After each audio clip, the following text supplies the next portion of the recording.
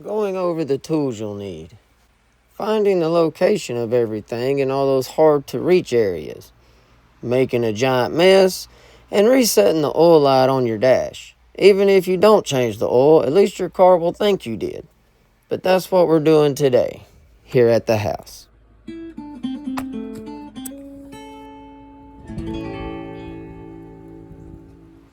I suppose a good place to start is by pulling my truck in the shop. Then I'll pull the latch under the steering wheel and release the hood. But have you ever been out in the parking lot somewhere and you're trying to pop the hood on a random car and you just can't find the lever to release the hood? And you know everybody's watching you and you feel like an idiot because, well, you're supposed to know what you're doing and you can't even get the hood to pop. But there's the latch on this hood, so you shouldn't have that problem with this truck. So this is a 2018 Chevy Colorado 3.6 V6 engine. If you're wondering what kind of oil to use, well, it's written right there on the cap, so that makes it kind of easy.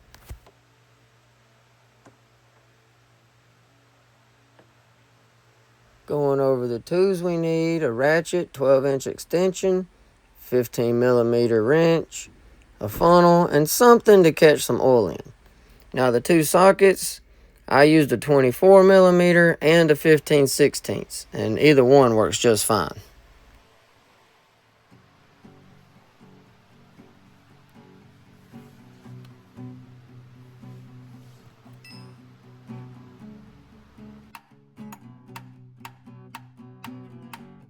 Crawling under the passenger side of the truck to get to the drain plug, I grab my wrench, and I'm just going to loosen this bolt. Or so I thought. It ended up needing a little persuading.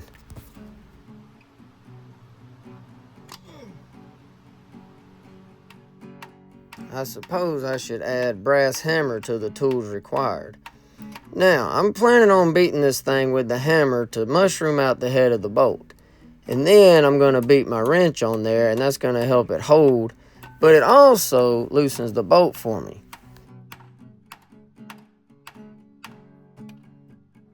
Now, after beating on it for just a little while, watch how easy the thing breaks loose. And I imagine anybody else would probably go ahead and replace that, but I'm not. I'm going to go through this again next time I do this.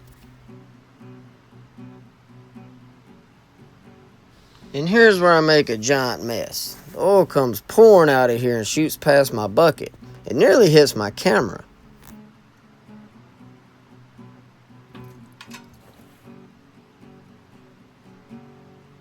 Yeah, I haven't seen it yet, but the oil's still running over the edge. There we go, now I've got it. I made a giant mess. I got oil everywhere, but I'll clean that up later.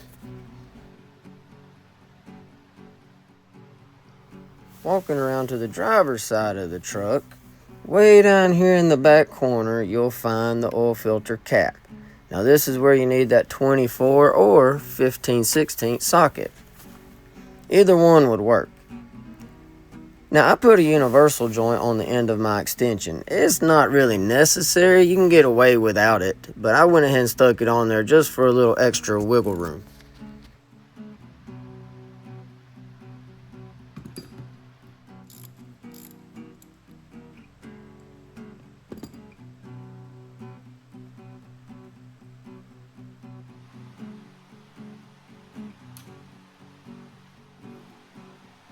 The new filter comes with, well, a new filter, but it also comes with a new O-ring to go around the cap.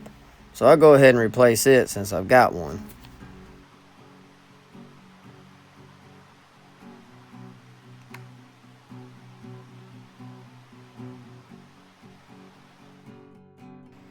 And the new filter just slides down here in this hole and you screw it in. Nothing to it.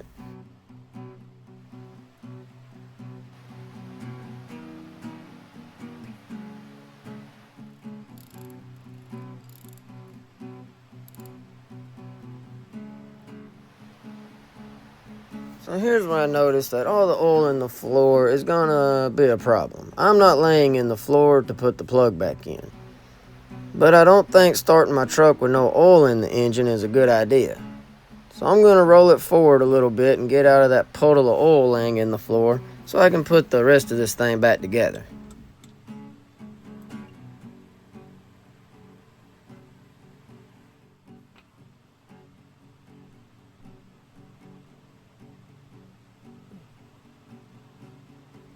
I'll see you again next time, Mr. Bolt.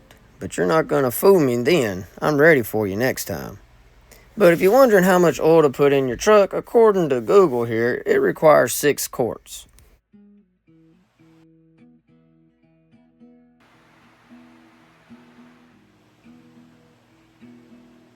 Walking around to the passenger side of the truck, you'll find the dipstick. Now I know Google said 6 quarts, but I don't trust it that much. I'm going to go ahead and check it and make sure it's right. And, well, once again, Google was right. It took exactly 6 quarts.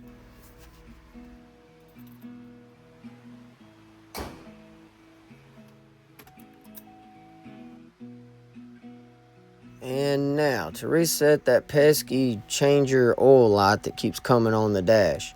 After you turn the key on, hit these little buttons here on the steering wheel and just scroll up. That shows the temperature, the oil pressure, the tire pressure, and then the oil life percentage. So mine is down to 5% remaining.